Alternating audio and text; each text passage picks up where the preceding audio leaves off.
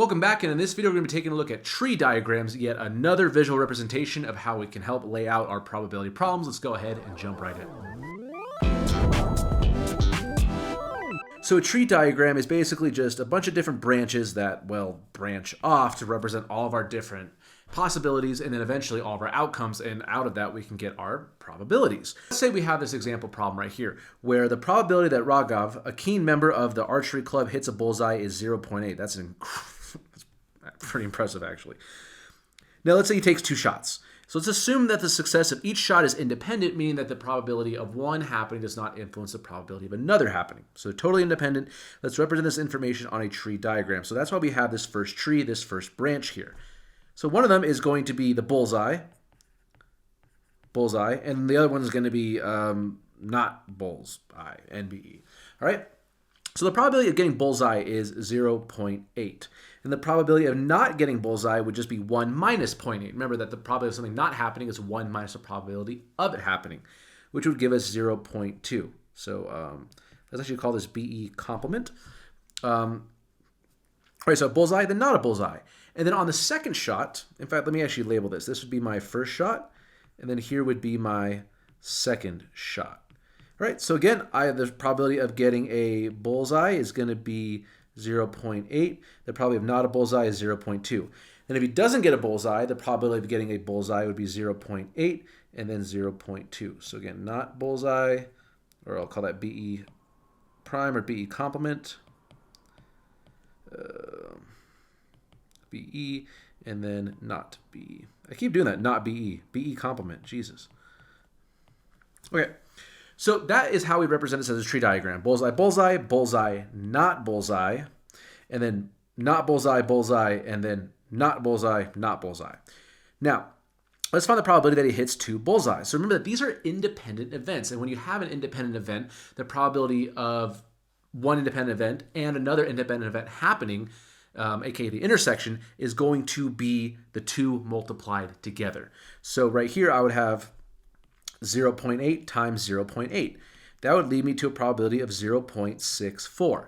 The probability of the bullseye and then not the bullseye would be 0.2 times 0.8, which would give me 0.16. Then I have the probability of not bullseye and bullseye, that's 0.2 and 0.8. Same thing as above, that's 0.16. Then finally I have not bullseye, that'd be 0.2 times 0.2.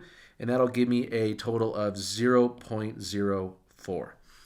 Now, what you also want to recognize is that all of these probabilities at the end, remember, one of them absolutely has to happen if we're taking 2 shots. So either hit a bullseye and bullseye, or a bullseye, not a bullseye, or not a bullseye, then a bullseye, or not a bullseye and not a bullseye. Kind of a tongue twister there.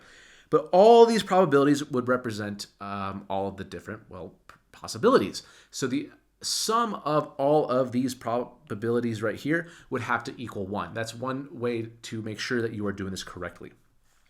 So now if we want to figure out, hey, what's the probability of 2 bullseyes? Well, that's 0.64, bullseye, bullseye. What's the probability of hitting only 1 bullseye? Well, you could hit a bullseye and then not a bullseye, which would be 0.16. And then we also have the other one, which is not a bullseye and then a bullseye, which is also 0.16. Doesn't specify the order. So that would give us a total of 0.32. And then finally for our third one, hitting at least 1 bullseye. Now, at least and at most can sometimes be kind of tricky. Now, when we're saying at least 1 bullseye, it means that we can have 2 bullseyes. That's fine because that's at least 1, 0.64. Then we'll have this bullseye, not bullseye, so that's 0.16.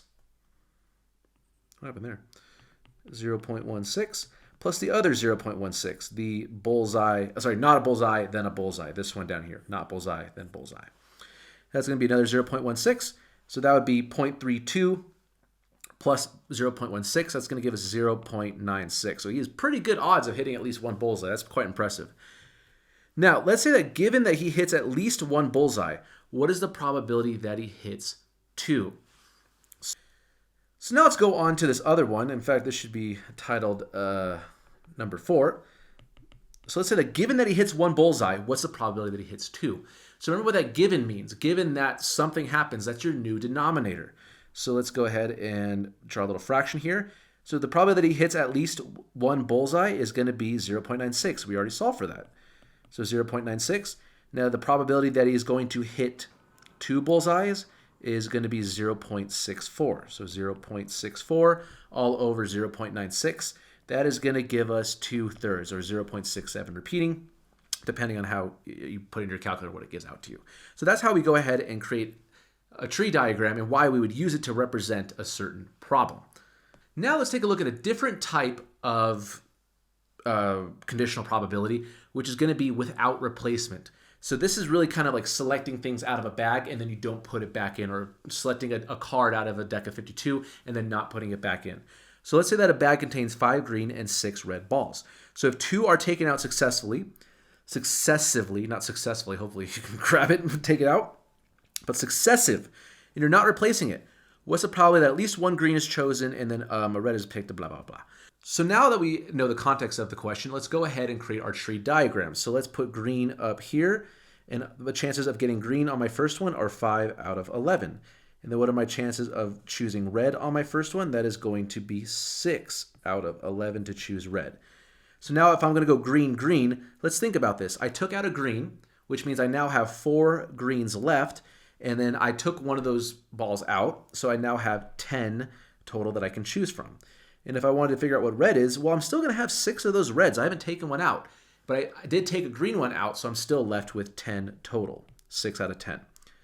Now if I want to go green here, remember I took out a red, so I still have all 5 of my greens, but I still only have 10 balls.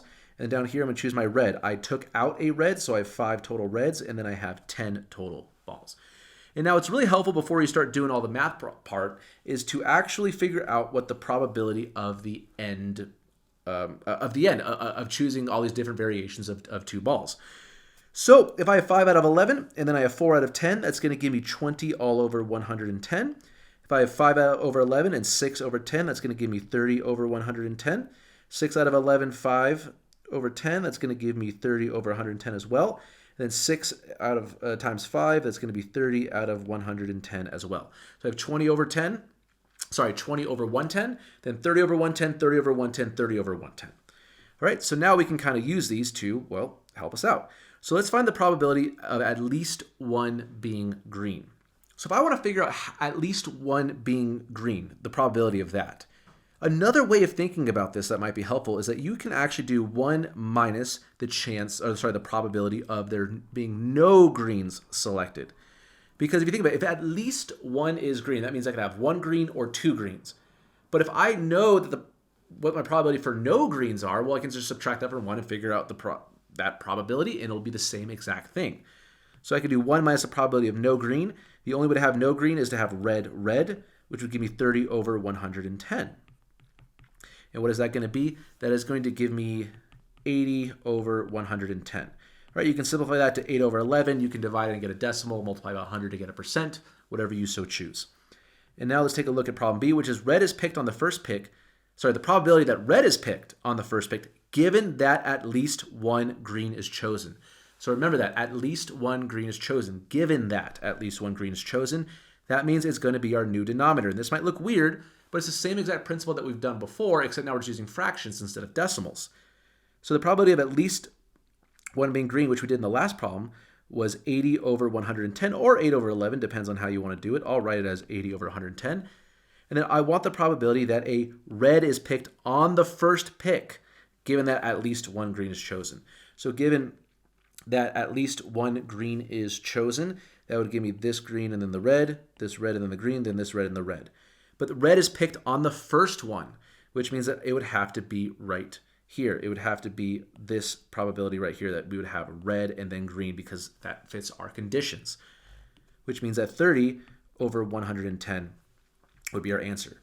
Now, we can either put all this in the calculator, or if you were so inclined to do it by hand, remember that if we are dividing by a fraction, it's the same thing as multiplying by the reciprocal.